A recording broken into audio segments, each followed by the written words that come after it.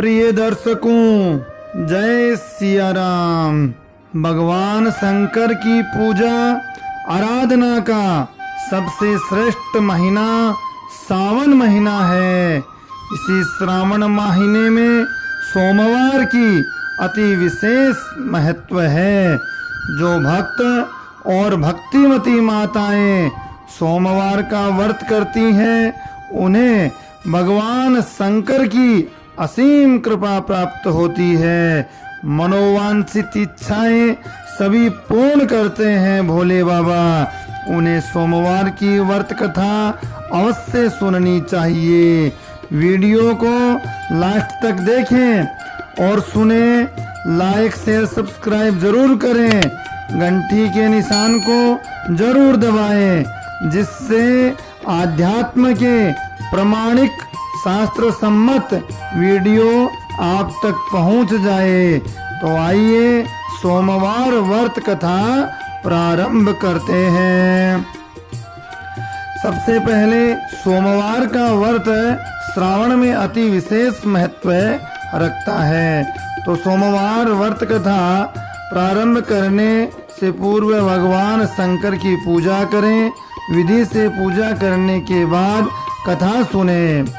कथा है कि ज्वालापुर नगर में एक बहुत धनवान साहूकार रहता था। उसके घर में धन की कमी नहीं थी, फिर भी वह बहुत दुखी था, क्योंकि उसके कोई पुत्र नहीं था। वह इसी चिंता में दिन रात दुखी रहता था।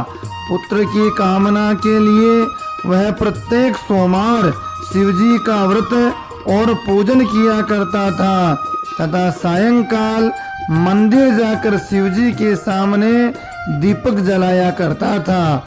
उसके इस भक्ति भाव को देखकर एक समय माता पार्वती ने शिवजी से कहा, महाराज, यह साहूकार आपका अनन्य भक्त है।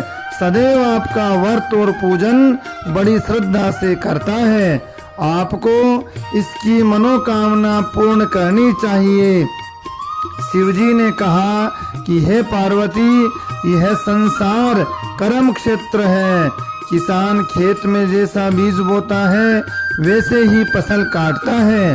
उसी तरह मनुष्य इस संसार में जैसा भी कर्म करते हैं, वैसा ही फल भोगते हैं। माता पार्वती ने अत्यंत आग्रह से कहा, महाराज, जब यह आपका अनन्य भक्त है और इसको किसी प्रकार का दुख है, तो उसे आपको अवश्य दूर करना चाहिए। आप तो सदैव अपने भक्तों पर दयालु होते हैं और उनके दुखों को दूर करते हैं।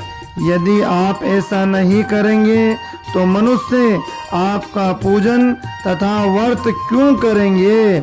माता पार्वती का ऐसा आग्रह देख करके शिवजी महाराज कहने लगे कि हे पार्वती, इसके कोई पुत्र नहीं है। इसी चिंता में यह अति दुखी रहता है।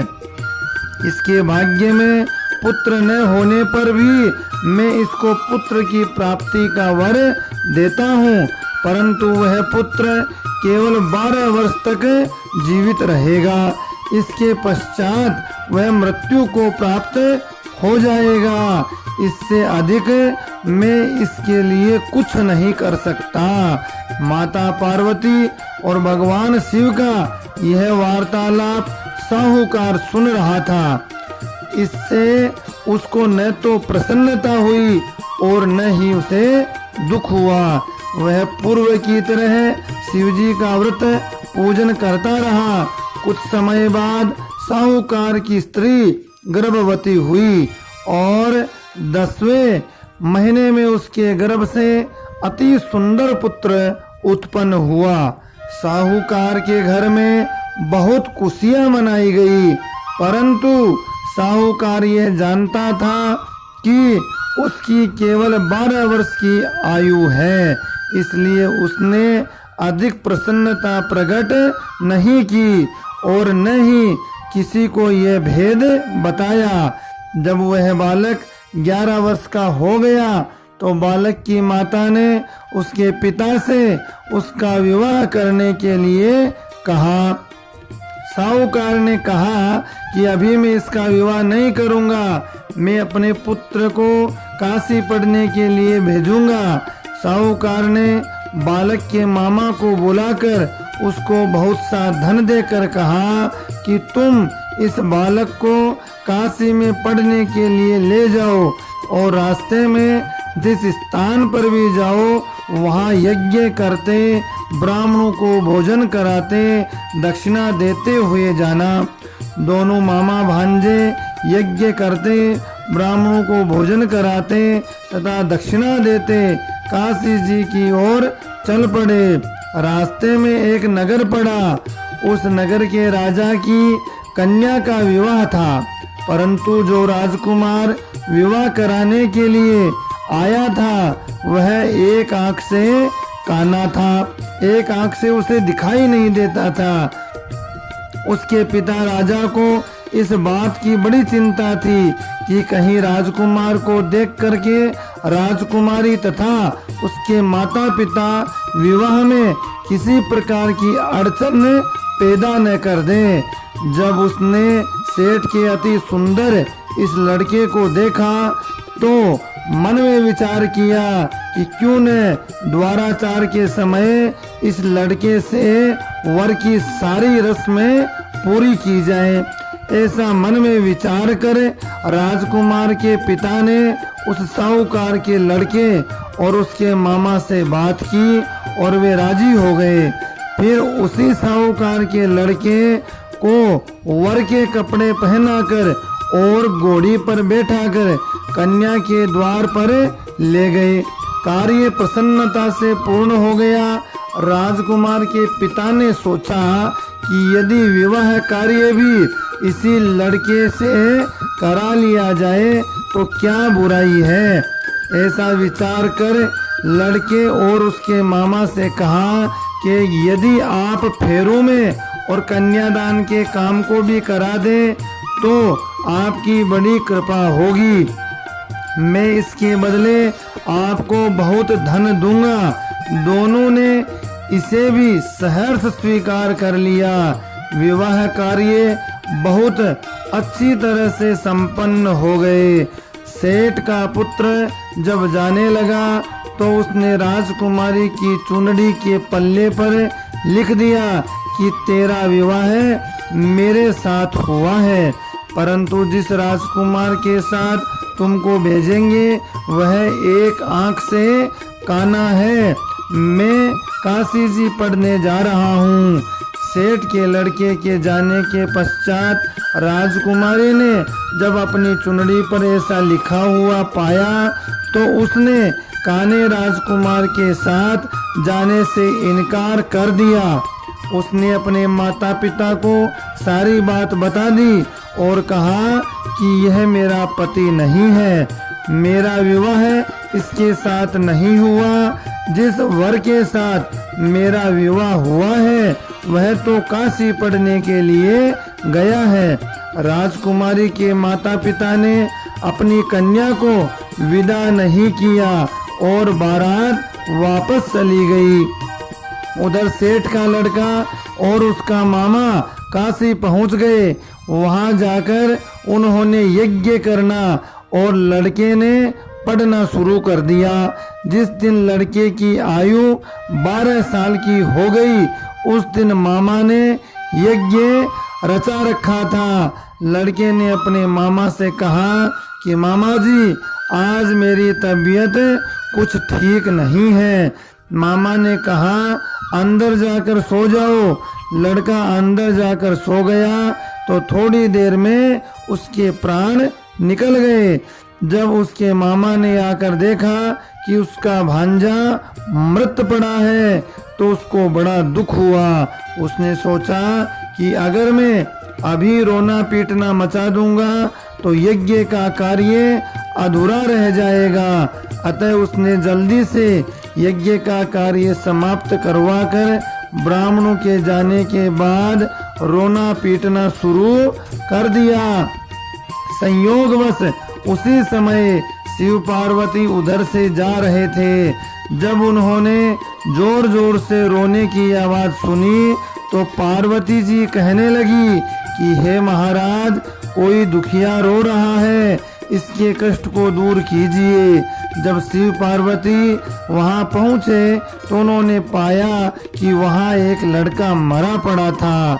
माता पार्वती कहने लगी, महाराज, यह तो उसी सेठ का लड़का है जो आपने वरदान से उत्पन्न हुआ था। शिव जी ने कहा, हे पार्वती, इसकी आयु इतनी ही थी, ये अपनी उम्र को भोग चुका है। तब पार्वती जी ने कहा कि हे महाराज, इस बालक को और उम्र दीजिए और आयु दीजिए, नहीं तो इसके माता पिता तड़प तड़प कर मर जाएंगे। माता पार्वती के बार बार आग्रह करने पर शिवजी ने उसको जीवन का वरदान दे दिया। शिवजी की कृपा से वह लड़का जीवित हो गया। इसके बाद शिवजी और पार्वती कैलाश पर्वत को चले गए।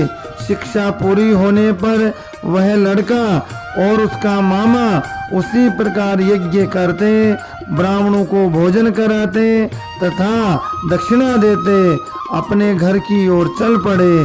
रास्ते में उसी नगर में आए जहां उस लड़के का वहां की राजकुमारी से विवाह हुआ था। वहां आकर उन्होंने यज्ञ आरंभ कर दिया। उस लड़के के ससुर वहां के राजा ने उसको पहचान लिया और महल में ले जाकर उसकी बहुत आव भगत करी। बहुत से दास दासियों सहित आदर पूर्वक अपनी राजकुमारी और जमाई को विदा किया। जब वे अपने नगर के निकट आए तो मामा ने कहा कि मैं पहले तुम्हारे घर जाकर तुम्हारे माता पिता को खबर कराता हूँ।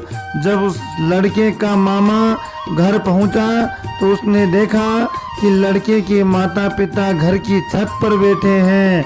उन्होंने यह प्रण कर रखा है कि यदि हमारा पुत्र सकुशल लौट आया तो हम राजी खुशी नीचे आ जाएंगे, नहीं तो छत से कूदकर अपने प्राण दे देंगे। उस लड़के के मामा ने आकर जब ये समाचार दिया कि आपका पुत्र आ गया है, तब उनको विश्वास नहीं आया। उसके मामा ने शपथ पूर्वक कहा कि आपका पुत्र अपनी पत्नी तथा बहुत सारा धन साथ लेकर आया है। तो सेठ प्रसन्नता से भर उठा। सेठ सेठानी आनंद पूर्वक नीचे आ गए। बाहर आकर उन्होंने अपने पुत्र तथा उसकी पत्नी का भरपूर स्वागत किया। सभी प्रसन्नता के साथ रहने लगे। जो कोई सोमवार के व्रत को धारण करता है अथवा इस कथा को पढ़ता है अथवा इस कथा को सुनता है तो उसके सब दुख दूर होकर उसकी समस्त मनोकामनाएं पूर्ण हो जाती हैं तथा इस लोक में नाना प्रकार के सुख भोग कर अंत में सदाशिव महादेव के लोक को प्राप्त होता है। इसी प्रकार वीडियो को देखें और सुने, अपना प्रेम देते रहें। जय सिया राम। हर हर महादेव।